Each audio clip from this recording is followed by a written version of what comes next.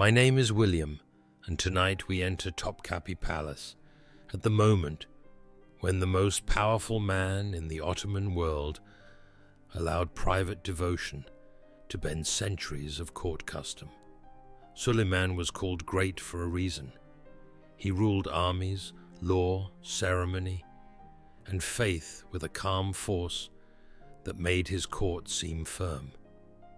Yet inside the guarded rooms of the palace, one woman rose so high that people began to ask whether the old order itself could survive her. Her name was Hurrem, and her story is not a simple tale of charm. It is a story of survival, wit, affection, and danger. She entered a world where women were watched, ranked, and measured by their use to the dynasty. The empire did not need romance. It needed sons, alliances, obedience, and silence. Hurrem did not remain silent. To understand why this mattered, we must first understand the Ottoman court. The Sultan was not meant to be an ordinary husband with one public queen beside him. The royal household was a machine of succession. Concubines bore sons. Mothers followed their princes when those sons were sent to govern provinces. Each prince built a household, gathered supporters, and waited for fate. It was elegant on the surface, but underneath it was a harsh contest for survival. In that world, distance was a political tool. A mother and son leaving the capital created separate branches of power. The palace in Istanbul stayed fluid, controlled, and balanced. No single woman was supposed to dominate the center for too long. The system was cold, but it had logic. It protected the throne from being captured by one family faction. Then came Hurrem. Accounts describe her as spirited, witty, and able to hold attention in a place built to swallow women whole. She learned the rhythms of palace life.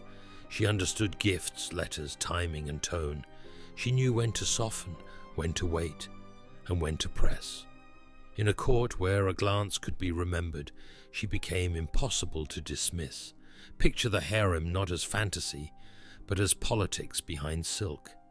Corridors polished by quiet footsteps, lattice screens, lamps reflected in tile, the smell of rosewater, ink, and warm wax.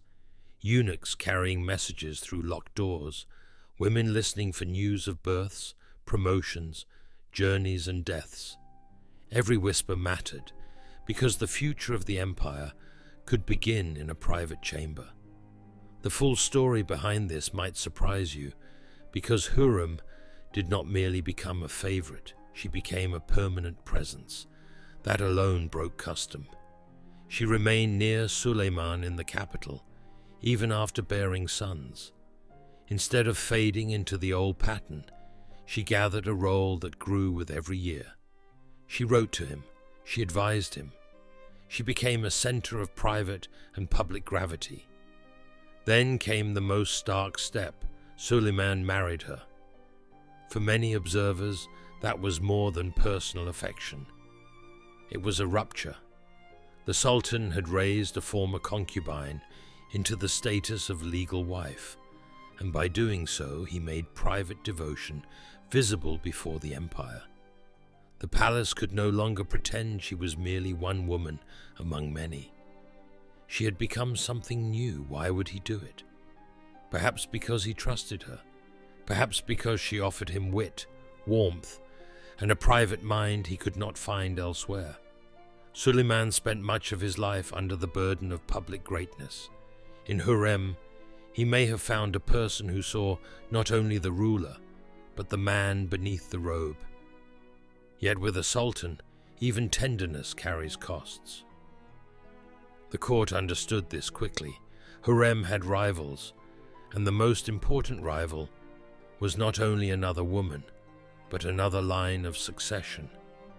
Before Hurrem's sons stood Prince Mustafa, the son of Mahidevran. He was admired by many, beloved by soldiers, and seen by some as the natural hope of the empire. His existence made every smile, appointment, and rumor more risky. And here is the intriguing part most people miss. The tragedy was not that two women competed for attention.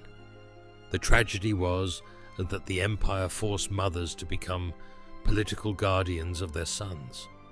Affection and survival were tied together. If a mother failed, her child could lose not just favor, but life itself. In such a world, love became strategy because it had to. Hurrem's rise altered the temperature of the palace. Men close to power watched carefully. Some flourished, others fell. The Grand Vizier Ibrahim Pasha, once near Suleiman beyond almost all others, was later destroyed. Historians debate how much influence Hurrem held in that fall, but the court believed in connections, and belief alone could shape danger. Then the pressure gathered around Mustafa. He was strong enough to inspire loyalty, and loyalty to a prince could look like threat to a ruling father. Reports, warnings, and suspicions reached Suleiman. Whether they were true, exaggerated, or arranged remains debated, but the result was grave. The father came to fear the son. When Mustafa was executed by his father's command, the empire shook. Soldiers mourned. Many people blamed Hurrem and her circle. Some saw her as the hidden hand behind the tragedy. Others see a more complex world of state anxiety, succession terror, and court factions sharpened by fear. Either way, the old Ottoman succession order had been wounded beyond repair.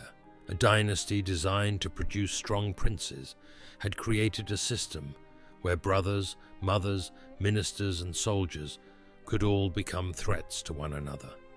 Hurrem did not invent that cruelty, but her marriage to Suleiman changed the rules by placing affection, influence, and legitimacy in a way the old court had not expected.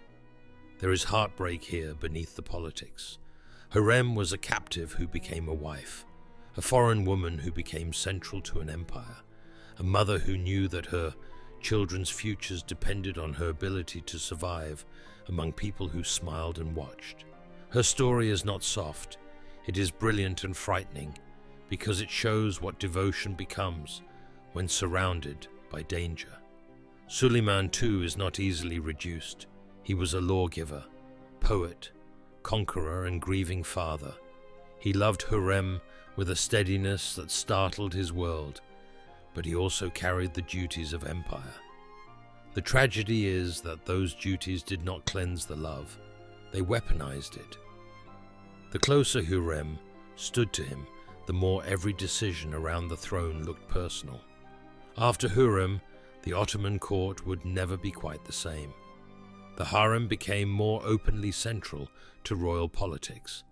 Royal women gained new forms of influence. Succession grew even more tangled as the empire moved away from older habits and toward a palace world where mothers, favorites, officials, and factions could shape the future from behind guarded doors. Yet the truth is even more stark. The marriage that seemed to honor one woman also deepened the dangers faced by many others. It raised Hurrem, but it sharpened rivalry. It gave Suleiman comfort, but it made the succession feel haunted. It placed love inside the structure of empire, and the walls began to carry the echo.